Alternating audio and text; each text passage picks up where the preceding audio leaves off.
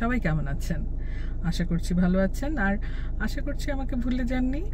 তবে আমি যেই পরিমাণ ইরেগুলার, তাতে আমাকে ভুলে গেলেও আমি খুব বেশি অবাক হব না।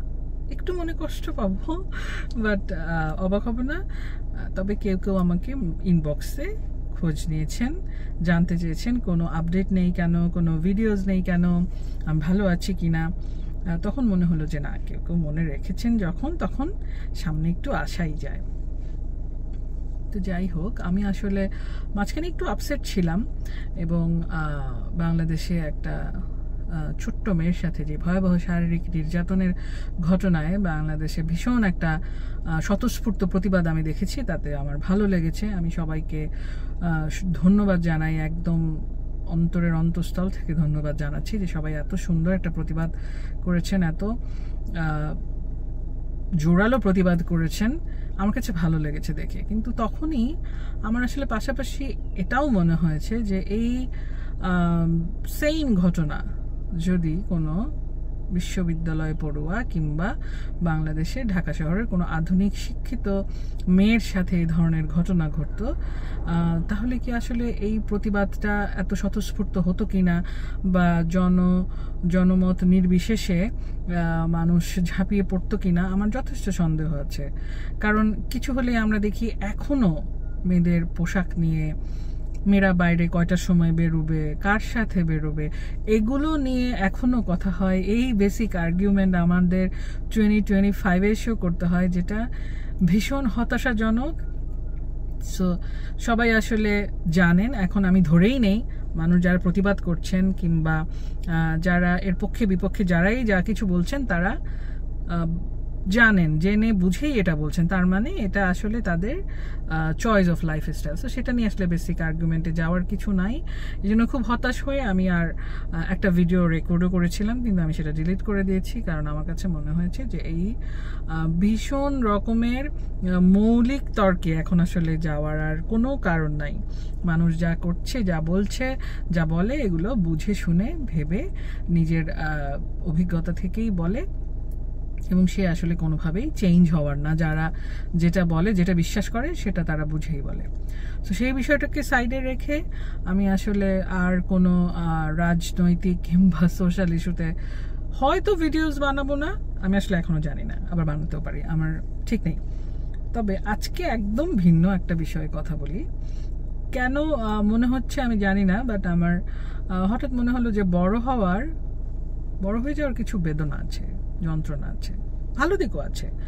আপনি যখন ম্যাচিওর হয়ে যান, ইন্ডিপেন্ডেন্ট হন, তখন আপনি আসলে পৃথিবীতে নিজের একটা জায়গা করার মতো যখন আপনার যোগ্যতা হয়, নিজের পরিচয়, ছোট্ট করে নিজের পরিচয় দিতে পারার মতো যখন আপনার ক্যাপাবিলিটি হয়, তখন মানুষের যে সেন্স অফ অ্যাচিভমেন্ট কিংবা যেই সেন্স অফ বিলঙ্গিংটা হয়, সেটা আসলে অনেক ইম্পর্টেন্ট, সেটা আসলে অনেক ভ্যালুয়েবল।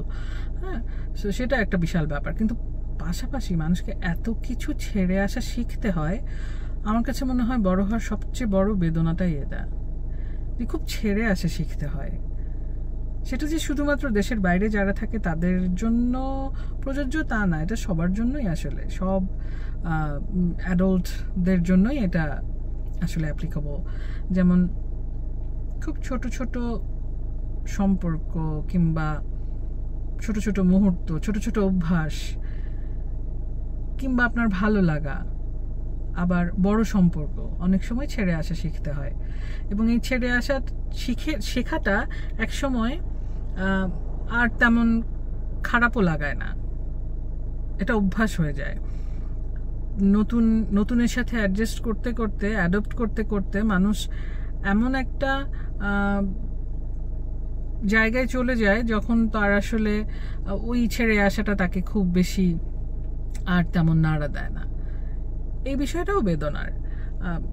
আর আমার কাছে হঠাৎ মনে হলো যে মানুষের যদি এরকম একটা চয়েস থাকতো, যে সে যেমন ক্লাস 9-10-এ আমরা সাবজেক্ট চয়েস করি, সায়েন্স, আর্টস না কমার্স, সেরকম আমাদের যদি চয়েস থাকতো যে আমরা আসলে কীরকম একটা লাইফস্টাইল চাই, যে লাইফস্টাইলে আমাকে তেমন একটা স্ট্রাকচার্ড লাইফ লিড করতে হবে না, আমি বেশ একটা ছিমছাম জীবন কাটাবো, যেখানে কিনা আমার কোনো ক্যারিয়ার গোল থাকবে না, আমার রেসপন্সিবিলিটিস তেমন একটা থাকবে না, সেরকম একটা লাইফ যদি চুজ করা যেত, কিংবা তার পাশাপাশি আবার অপশনও থাকতো যারা খুব গোল ড্রিভেন, যারা খুব ফোকাস, যারা খুব ক্যারিয়ারিস্টিক, যারা খুব অ্যাম্বিশিয়াস, তারাও তাদের মতো করে লাইফস্টাইল চুজ করে নিতে পারবে, তাহলে খুব ভালো হতো। কারণ আমার ব্যক্তিগতভাবে কোনো স্ট্রাকচার্ড লাইফ, কোনো খুব ফরম্যাটেড লাইফ আমার পছন্দ না। বাট আনফর্চুনেটলি আমাকে ভীষণ একটা স্ট্রাকচার্ড ফরম্যাটেড লাইফ মেনে নিতে হয়েছে, যে লাইফে অনেক রেসপন্সিবিলিটিস আছে, অনেক নিয়ম ফলো করতে হয়, যে লাইফে অনেক সময়ে অনেক ছকে বাঁধা একটা লাইফ আমাকে মেনে নিতে হয়েছে। তা না হলে হয়তো ওই যে ছেড়ে আসা শেখার কথা যে বললাম, সেটা হয়তো অত বেশি করতে হতো না। এই বড় হয়ে ওঠার যে বেদনা, এটাই আমার কাছে মনে হয় যে সবচেয়ে বড়। অনুভূতিগুলোকে একটা মাস্ক পরাতে হয়।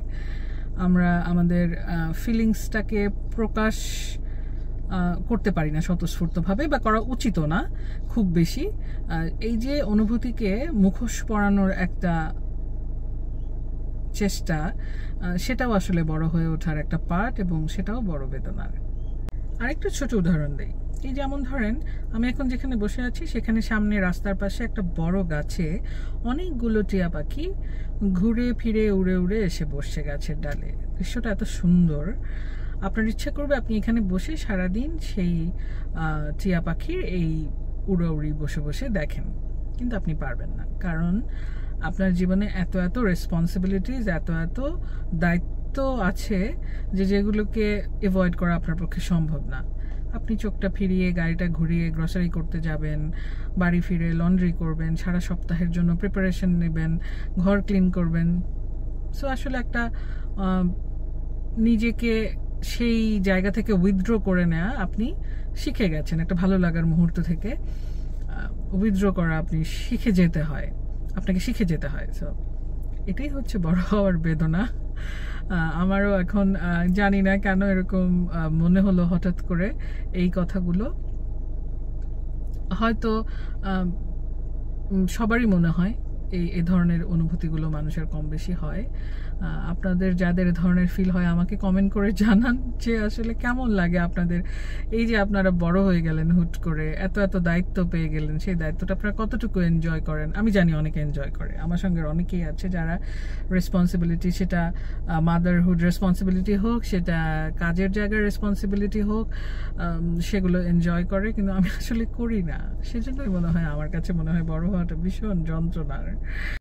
আপনাদের মনে হতে পারে যে হুট করে আমি কেন এই বড় হয়ে ওঠা নিয়ে এত কথা বলছি। ব্যাপারটা তো এরকম না যে আমার বয়স খুব কম, কিংবা আমি সদ্য কৈশোরোত্তীর্ণ একটা মানুষ, আমি নতুন এই পৃথিবীটা, অ্যাডাল্টদের পৃথিবীটা আমি নতুন করে দেখছি মাত্র। ব্যাপারটা এরকম কিছুই না। আসলে আমি এই অনুভূতিটা আমার প্রতিনিয়তই হয়। আজকে হয়তো আমি শেয়ার করলাম আপনাদের সাথে এটুকুই। আর যারা এই প্রক্রিয়াটা এনজয় করেন তাদের জন্য অভিনন্দন, আর যারা আমার মতো একটা ডিলেমার মধ্যে দিয়ে যান সারাক্ষণ, তাদের জন্য সমবেদনা। সবাই ভালো থাকবেন।